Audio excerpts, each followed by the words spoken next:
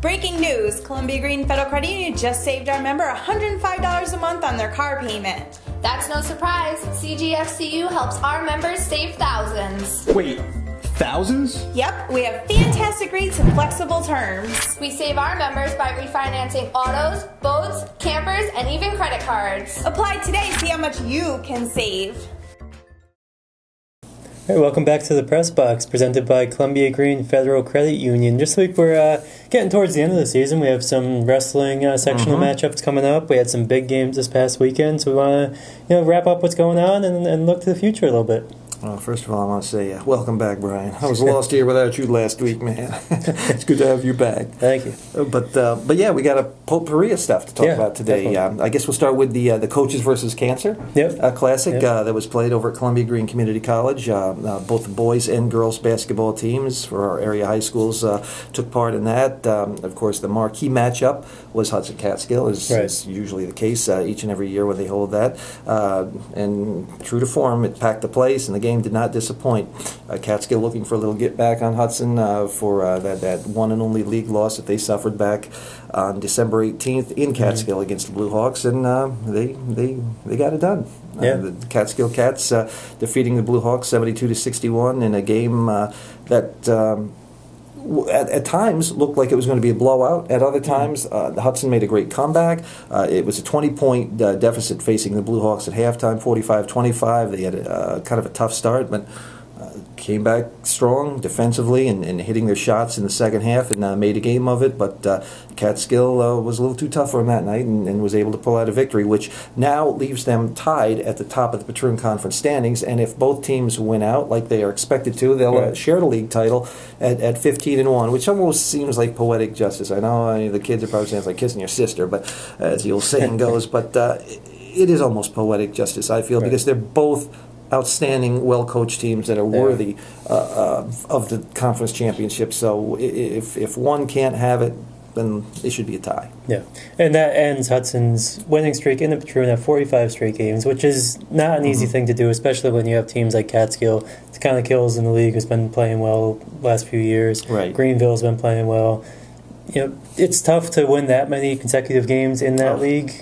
And somehow Hudson's done it the last few years. 45 consecutive wins. That's where the streak will end. But you think about all the time, all the games, all the possibilities, everything that could happen in that time frame. Their last loss prior to this past Saturday's loss to Catskill was against the Cats, and coincidentally enough, in the Coaches versus Cancer Classic back on February 7th, 2015, a 58-53 Catskill win.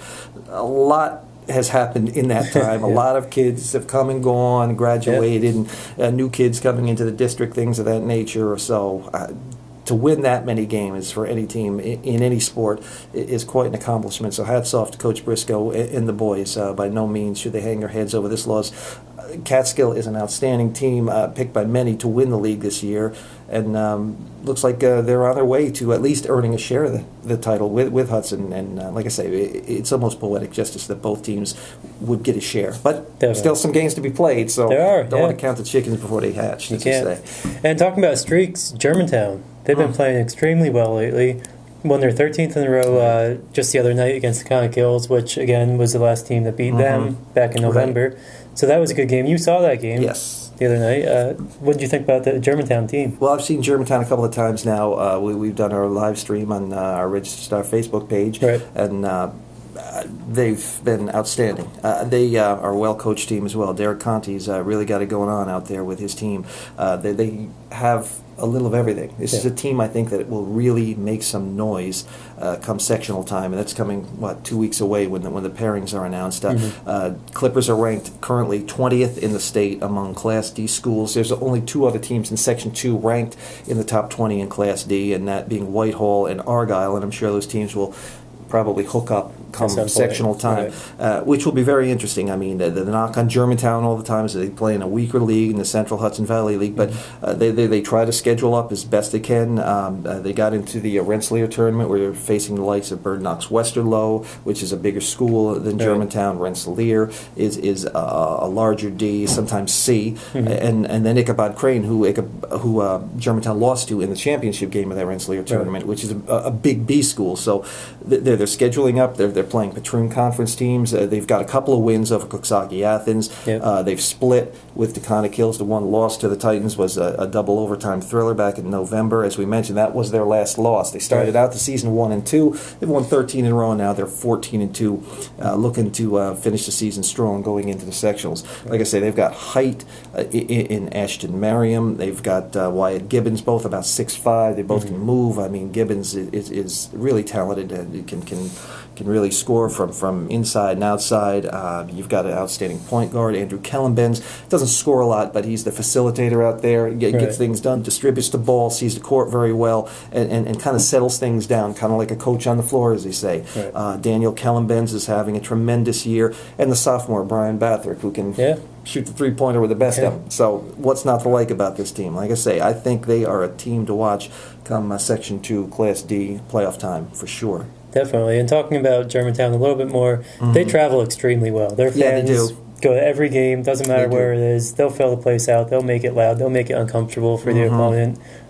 Something that you can't discount come postseason. Not at all, especially when you play in some of these stranger venues. It's kind of tough for the kids. You go to up north where most of these games are played, the preliminary games sometimes at Shen, sometimes in Saratoga, Stillwater, and all throughout the Capital District. So it's kind of foreign to these kids, but to have that huge throng of Germantown followers backing them up is tremendous and helps the kids immensely. And as we say, Germantown fans are second to none when it comes to traveling and following their teams wherever they go. Yeah.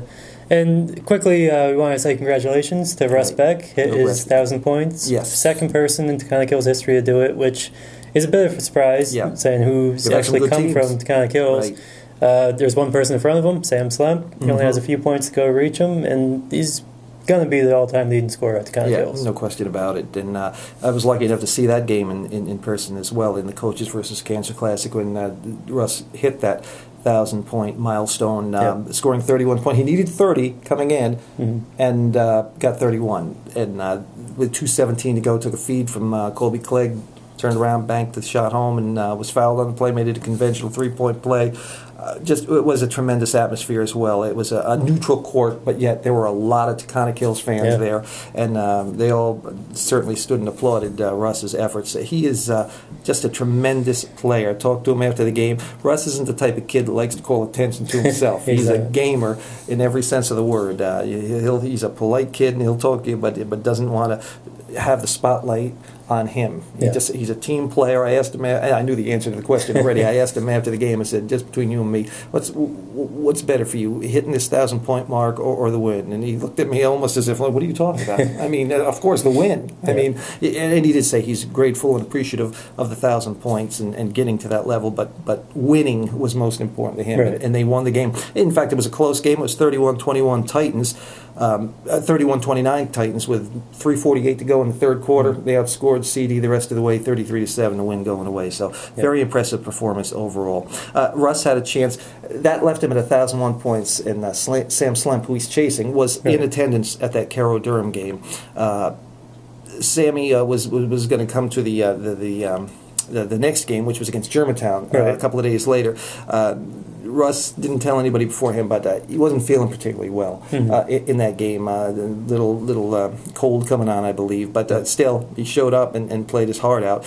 Didn't get the 20 points he needed to tie Sam or the 21 to overtake him, but I'm sure that'll come, if not in the next game, then in the game after that, because here's a kid that's averaging 20-some points a game. Provided he's healthy and feeling 100%, the record's his. It is. And they play Hudson this Friday night at home, 7 o'clock, which could be a pretty good game. And it should be a good game, and it would be a nice way for him to get the record, make the record his own by playing against a Hudson team that these kids know one another. The school's so close in proximity. The coaches, Tommy Super for Taconic Hills and Sean Briscoe from Hudson, are good friends. I mean, so it would mean something not only to win it, to get the record, I should say, against Hudson, but in front of the home folks as well. So we're pulling for you, Russ, and feel better too. We are. And speaking of high scorers, you have to mention JG3. Right. He just broke the state record held by Lance Stevenson, who's in the NBA. Yes. Blew past Jimmer Fredette, also former NBA guy, college champion. scoring champion. And you've seen him play before. Is he a legitimate Division I potential NBA guy? No, without question. Without question. The NBA, that's... We'll put that out in the future because I mean it's hard to say with a kid like that. But he is absolutely Division I, as evidenced by all the offers he's getting. In fact, for a lot of people say his dream offer was Michigan, and he received that over the weekend. Coach John Beilein coached his father, Joe Girard Sr., his father, at Lemoyne in Syracuse a few years back, and now JG3 has kept in contact and Coach Beilein, and that's where a lot of people feel he'll end up when it comes to playing collegiate ball, and unless of course Notre Dame comes through with an offer, and then they'll have something to think about. Exactly, but he is a machine. I mean, point blank. I mean, here's a kid who's not even finished with his junior year, and already he is the New York State scoring leader of all time. Right. And he's just going to add to that total. He's averaging 50 points a game. That's unheard of. I mean, and he was held to 44 in that game against Amsterdam that you mentioned, where he broke Lance Stevenson's record, and Glens Falls won 74-68. So he's still got a lot of time left in this season, a regular season, and then the postseason. Because a lot of folks are saying this Glens Falls team isn't the same kind of Glens Falls team as we've seen the past few years, aside from JG3. But what more do you need? When you got a kid averaging 50 points a game, he can pull up and knock down jumpers from all over the place. You've got a chance. So I think you're going to see them go deep into the Section 2 Class B playoffs and probably beyond that. So he's still got a lot of basketball to be played. But yeah, he is one of a kind, and we want to tip our hat and congratulate him for a tremendous season and a tremendous career that still has a long way to go. A lot of chapters to be written there. And a lot of people have been following this. Lance Stevenson has been mentioning him a couple times on Twitter. It's got to be tough for a kid that's a junior in high school, having NBA players follow what you're doing in your high school career. I think it's a different era, but he, by all accounts, seems pretty level-headed. Definitely weighing his options all around. He was offered to St. John's. I'm a St. John's alum. You can definitely would like him to go over there. Definitely see him with the Red Storm. But it'll be interesting to follow him a little bit deeper and potentially see him maybe play against one of our local teams in the playoffs.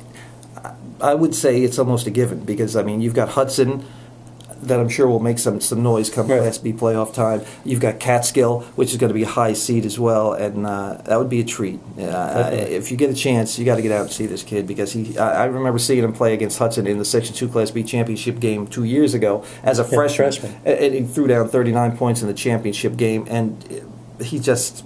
wherever he is on the floor, he'll just stop, pop, and bang. I mean, it's as simple as that. This kid is about as much a machine as a human being can be. I mean, he's just deadly from anywhere on the floor. Now, switching gears a little bit, bowling is heating up, coming down to the last couple matches of their seasons. Catskill has all but locked it up. As long as they sweep their next two matches, they win by points. Hudson did beat them this past week. By one, I think they won 3-2. Yes, to knock off Catskill, give them their first actual loss. Right, but still, Catskill has the edge. It goes by points, and they're pulling ahead. But you know what, Hudson folks are saying, "Wait a minute, don't throw the dirt on us yet. We're still alive." And I'll tell you, they did a great job. To defeat Catskill. They lost to Catskill earlier in the season 4-1. Come back and beat them this time 3-2. Stephen Bowe, Zach Perica, both topped the 600 mark to lead the Blue Hawks over the Cats just the other day in that key matchup. But you're right, Catskill's in the driver's seat still. They both are 10-1 record-wise, but in terms of the point scoring system, Catskill has the edge by a point, I believe.